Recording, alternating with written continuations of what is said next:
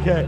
And here we are at IBMA 2018 World of Bluegrass here at the Red Hat with the great Missy Raines, winner of 7 times of the Bass Player of the Year award.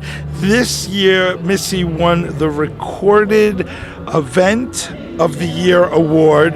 And Missy, it is just great to see you here. It's a pleasure and an honor. Thank you and for speaking with us. And can you tell us about the recorded event that you did, which incidentally I saw last night and was beyond crazy great? Thank you so much, Scott. This recorded event was the bringing together of myself, Molly Tuttle, Allison Brown, Sierra Hall, and Becky Buller, and all of them, of course, being amazing players. But beyond that, what actually made it really special for us was that we happened to be all of the first women to have won the instrumental categories in IBMA. So we were the first women to receive those awards on our specific instruments. And Allison Brown, who produced my brand new record, and we were recording the song "Swept Away," written by Laurie Lewis, had the idea to bring together these 5 women for one specific track on this record to record this song "Swept Away," and we got great coverage from Sirius XM Bluegrass Junction, and it received a lot of attention, and we received the Recorded Event of the Year from IBMA in 2018. Well, if I could just say, last night here at the Red Hat, you had 2 great guests. My event of the year. It was so beautiful, so great. Now, how do you said Allison Brown had the idea. How do you still get everyone together? And how do you, is it different making a recording and working together? Like, is it any different from working with your band? Because everyone is got a thing of their own going on. That's a really good point, and that's another thing that made it extra special is that all of us as women are band leaders. So not just working in other bands, but we're all actually band leaders, and that changes the dynamic. And it's the first time I've been in a group with 4 other women who were band leaders, and we're all playing together. But we're also all friends, and there's a giant fellowship in this community, both with men and women, that I've experienced my entire career. And so it's pretty easy to ask somebody. You ask your friends to come and play a gig with you or record a song with you, and everyone's always up for it. So that part was easy.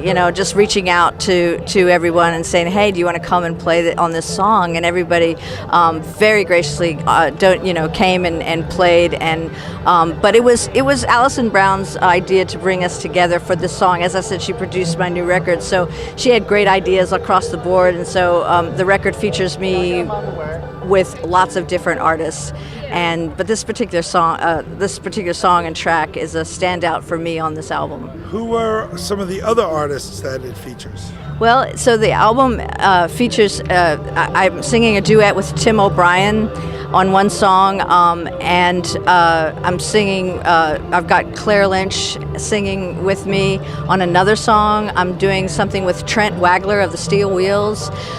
We brought in Amy Ray of the Indigo Girls, and she's singing on some stuff. And I performed and sang with the 10-string symphony, which is Rachel Bayman and Christian Saddlemeyer and me. And so it's they're fiddle players.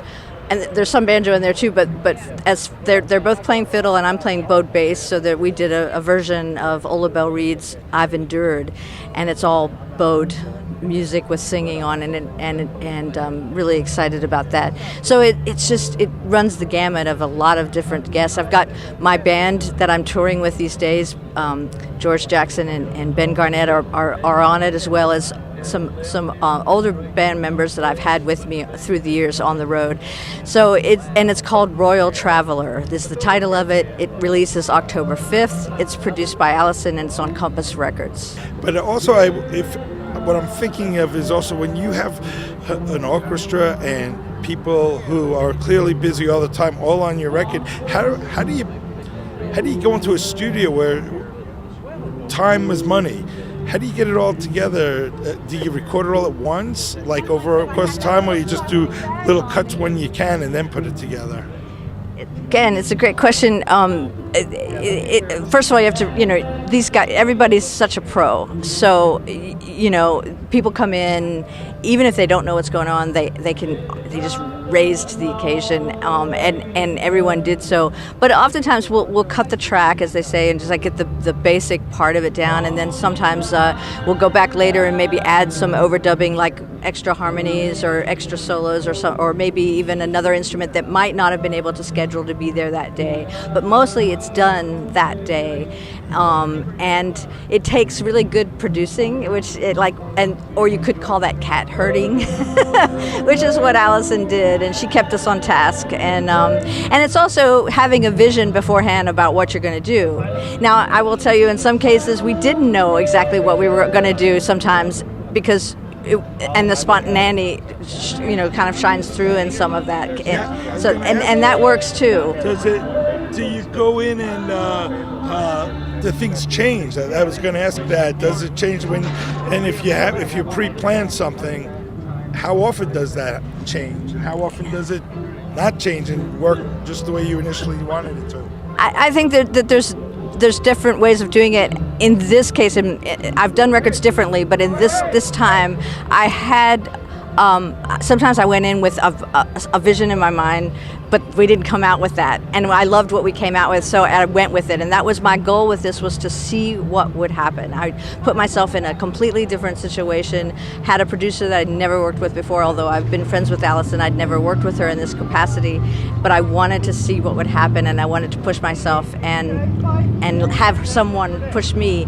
And so, yeah, sometimes you I don't think it's ever a great idea to just push for something that you went in with if something beautiful happens in the studio, because that often can be really exciting and the way to go. So it's just really knowing when to go with an idea, or when to walk away from it. Well, as someone who's on the road as often as you are, can you give us a little taste of where Royal Traveler came from? Well, I have been traveling my whole life, and even as a child, my family traveled a good bit of distance just to hear music for fun, and then later to expose me to as much music as when my parents knew it was my passion. And then I went right into traveling on the road with bands. So it's a lifestyle that I love. It's also a very grueling existence at times, but I thrive on it. And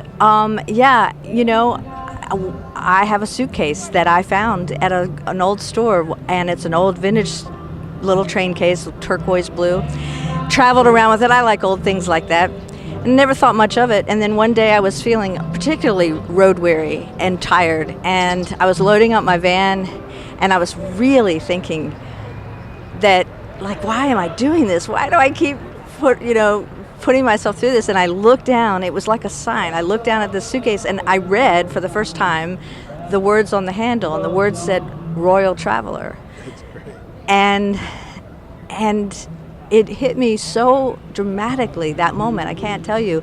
I thought, yes, there's something royal about what we do, and all of us, whether we're traveling on the road as I do as a musician, or if we're just traveling in our lives, however that is, we're all passing through, and we're all carrying stuff, and we're all going through,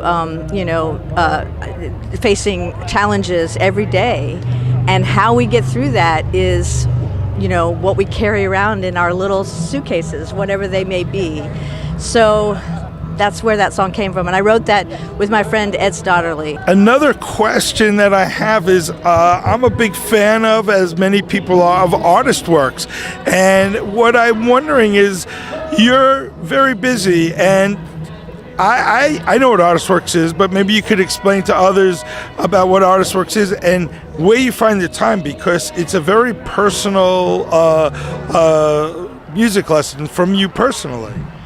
I'm so excited that you asked me about this. It's something that I'm most proud of. The Artist Works Academy of Bluegrass. I have the School of Bass there for the bluegrass bass, and it's an online interactive educational program basically, and the key to it is the interaction, because as you're talking about, I think referring to the video exchange that is only available through Artist Works, which where a student can make a video themselves and send it to me, like with a question, or I've had people send me videos of them playing in their band, and they send that to me, and then I do a video in direct response to that, and it's like a conversation that just continues back and forth with the students, as well as I also have an entire curriculum online that once you enroll in the school, you have access to 24/7, and you can take the lessons, which are arranged in sort of soundbite fashion, like little chunks, anywhere from 3 to 8 minute lessons. So there's just a wealth of material there. There's songs, there's camera angles so that you can see what it is that I'm playing, and the bass is a unique instrument to get covered with camera, as you can imagine, because hand is down low and there's a hand up high, but they do a fantastic job with covering that with camera angles so you can see actually what's playing. But the interactive part of it is what I really love, and your question to how do I find time, you just make it happen, because this is a really important part of my life. I love to teach, and I really do get enjoyment out of it. I do a lot of actual workshops throughout the year, all over the world, actually, and so that's one of the things that I love. And so you just make time. The videos are available to everyone within the school. So it's a particular school. So all the bass students can see the videos from the other bass students. And so, yeah, you can. It's an educational thing itself. It is. You learn a lot from watching other people be critiqued. You can learn. You can say, "Oh yeah, I thought of that too," or "I had that question," and see how Missy answers that question. And that's really important. But I still encourage folks to send a video in if they're a part of the school or thinking about it. It's not required. You don't ever have to do it, but it's a great way for me to personally come into your living room and be able to help you. And you can find out a bit more about this at missyrainesbass.com. But you can also go to missyraines.com, and there's a link there for it. And I did also want to ask you, what was the point in time when you were out and about playing as more than a beginner, but before you were a professional? What was going on in your life when you decided, okay, this is what I'm going to do? And where were you? And what made you just say, okay, I'm going to jump in the water and see if I could swim? I can remember as early as being 13, 14 years old, maybe 15, and knowing in my heart that I wanted to play music. And I was already playing at that point. Of course, I was in school. And I remember being particularly at a bluegrass festival somewhere in Virginia. So the banjo player, Sammy Sheeler, the great Sammy Sheeler from the Lonesome River Band. We actually have known each other since we were kids, and around that time we would meet each other at festivals in Virginia and places like that and jam. And I remember, and Sammy and I often have spoke of this, he and I sitting on a hillside watching maybe The Country Gentleman or something on stage, and saying to each other that we wanted to do that. That's what we wanted to do, was to play music full time for a living. And then we've often laughed about it. It's like, what were we thinking? And because we both went on to do it. So I don't remember not wanting to do this. And honestly, as soon as I got out of high school, I went and joined a band. Now, was I making a full-time living? Probably not. And I was, supplementing with other jobs. But and my folks helped me and helped launch that. But I really haven't ever done anything else prominently. So it's always been what I wanted to do. Okay, and I do also want to ask you this. Going back to last night's show, 5 superstar women up there playing. You had Gillian Welch, you had Rhiannon Giddens.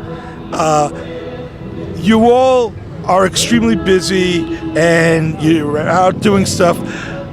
When do you practice? Is it like the day of the show? Because honestly, I'm sure last night there will be things on YouTube if it's not there already. What happened was just tremendous, and I can't figure that there was much practice other than maybe a few hours before the show. Well, you're right about that mostly. The 5 of us, of course, Molly, Sierra, Becky, and Allison and I, have done 1 or 2 shows before. So we'd had a few times, not very often, but a few times to get together on most of that stuff. However, the songs with Rhiannon and Gillian, we learned and rehearsed yesterday, like before the show. And but there's, of course, there's contact before, so you sort of know going in what we're thinking about doing. But then we work really hard to try to make it not just be like a jam. So we tried to create an arrangement that fits with that setting. So that's what we try to do. Well, thank you so much. Tell us how we can find the album. You can find the album at MissyRaines.com, and it's you can also find it on iTunes and Amazon.com. But Royal Traveler, Missy Raines, and I actually have some physically wherever you see me. I'm going to have some with me. So if you come out to my shows in October, it releases October 5th. And will the ladies be playing more often? I won't say no. I certainly hope so. We're definitely, everyone's interested in doing that, so we're working on that. Yeah, well, I'd say that next summer could be a really good time to start it off with festival season. We're gonna, it's challenging because everyone has their stuff going on, and none of us are, looking to change that part of our lives, but at the same time, there's a real collaboration and special fellowship between us. So we hope to get to do it again, and I'm pretty confident it will happen here and there. Well, thank you so much. Thank you.